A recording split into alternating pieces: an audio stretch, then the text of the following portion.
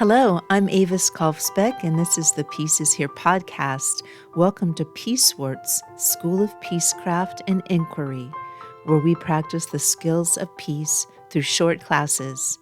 We take the peace work seriously, but not ourselves.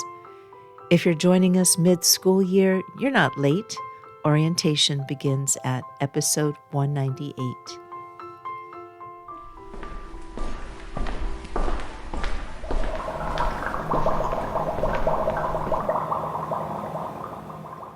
Welcome back to Peacewarts, Peace Scholars.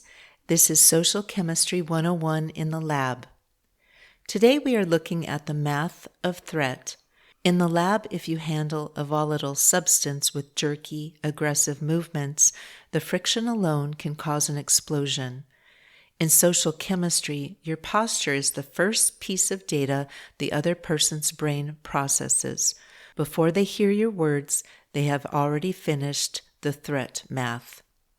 The 19th century naturalist Charles Darwin, who mapped the universal language of survival, once observed, "The young and the old of widely different races, both with man and animals, express the same state of mind by the same movements." The entry: Threat Math and the Amygdala. We begin with the primitive brain. Long before the prefrontal cortex can process an apology, the amygdala has already scanned your body for three things. Are you big? Are you fast? And are you blocked? If you stand squarely, lean forward, or hide your hands, the other person's system calculates a high probability of an attack. This is a biological calculation. De-escalation is the art of intentionally failing the threat math. By adopting a posture that signals you are neither a predator nor a target, you force the other person's system to lower its guard. You are signaling safety to their biology so that their logic can eventually return. The history: the 1994 South African transition and the 1960 Nashville Sit-Ins. We look to history for the power of presence and physical signaling during moments of extreme public volatility. In 1994, South Africa faced an immense risk of civil war. Nelson Mandela recognized that calming a terrified nation required deliberate physical choices. He rejected the rigid military posture of a conqueror. Instead, he consistently projected warmth, open-handed slowness, and unhurried composure in public appearances and negotiations. By consciously projecting calm rather than dominance, he helped de-escalate fear across the country, aiding a transition that many predicted would end in widespread bloodshed. On a micro level, we see this same principle taught deliberately and written down in the Nashville lunch counter sit-ins of 1960. Beginning in the fall of 1959, the Reverend James Lawson ran nonviolence workshops at Clark Memorial United Methodist Church, training the young activists who would become the core of the movement, including John Lewis, Diane Nash, and Bernard Lafayette. This was not abstract instruction. Students rehearsed being screamed at, shoved, and dragged from their seats, practicing exact physical choices under acute threat. Out of those workshops came the rules of conduct, prepared by John Lewis and carried by demonstrators in their pockets. Among those guidelines was a striking structural protocol: sit straight and always face the counter. At a lunch counter, an aggressor approaches from behind or from the side. To sit straight and face forward is to deliberately refuse to turn, refuse to square up, and refuse to engage in high-threat eye contact. It is the open angle, written down in 1960 by young people facing intense hostility. We should be precise about what this accomplished. The students were still attacked, and over 150 were arrested. That physical discipline was not designed to flatter a violent crowd.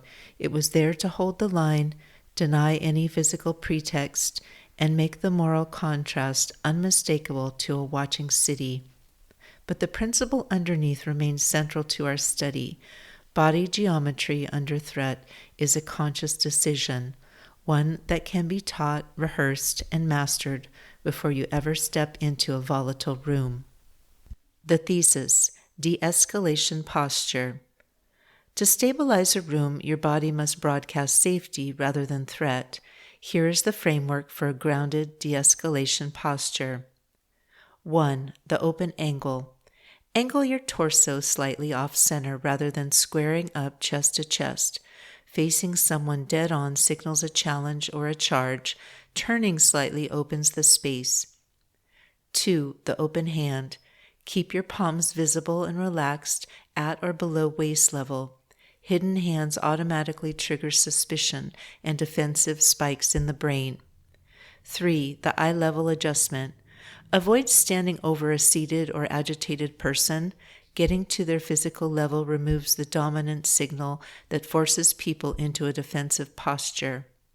4. Low frequency modulation. Speak from the diaphragm, not the throat. High-pitched, hurried voices broadcast panic, while lower, steady tones signal a controlled environment. 5. The deliberate pause. When the other person stops speaking, wait 2 full seconds before moving or responding. This pause proves you are containing the space rather than just reacting. The Commons Forge. How does the de-escalator's posture protect a world of sharing? When public discussions or community assemblies devolve into physical posturing and dominance displays, participants retreat into defensive isolation, fracturing shared systems. High-threat body geometry destroys the psychological safety required for public trust. By intentionally failing threat math through off-center stances, open palms, and low-frequency speech, a Peace scholar changes the physical environment of the civic commons. Demonstrating physical non-threat calms collective adrenaline, keeping public spaces inviting, open, and safe for democratic sharing. The quenching agent, micro-practice. A Peace scholar understands that body language is a chemical broadcast. If your posture says war, your words cannot bring peace. Change your geometry, and you change the outcome of the reaction. Practice the de-escalator's posture today. Use your body to write a safer equation. Homework. 1. Look up Nelson Mandela's 1994 inauguration or the 1960 Nashville Sit-In Rules of Conduct prepared by John Lewis.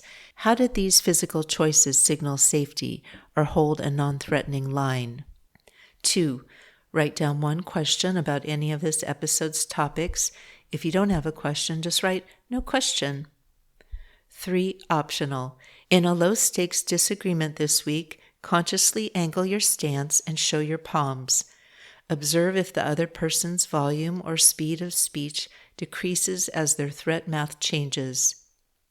If you'd like to read more on this subject, some book suggestions are What Every Body is Saying by Joe Navarro, an essential guide by a former FBI counterintelligence agent on reading nonverbal threat signals and projecting calmness, and The Definitive Book of Body Language by Barbara and Allan Pease, a comprehensive breakdown of human postural geometry, spatial dynamics, and power signals. These are also in the show notes and in the homework. The reaction. A sustainable reaction is a de-escalated reaction. Social chemistry is a chemistry that changes its body geometry before demanding a change in the room. Until our next class, keep your elements stable. Class dismissed. Thank you for listening. If you're looking for your next read, I write books about strong friends, wild places, and a future worth the effort. The Pedro the Water Dog Saves the Planet series follows two best friends, Tilly and Camus, strong, funny, and in love with the wild world, who decide their small choices add up to something. Hopeful eco-fiction for grown-ups, climate fiction without the doom. You can jump in anywhere or start with book 1. In one more year, Tilly can swim like a dolphin and run like the wind. She just never learned to cycle, which is a problem because she's decided to attempt her first Ironman. Her reason isn't glory. It's a quiet, stubborn idea.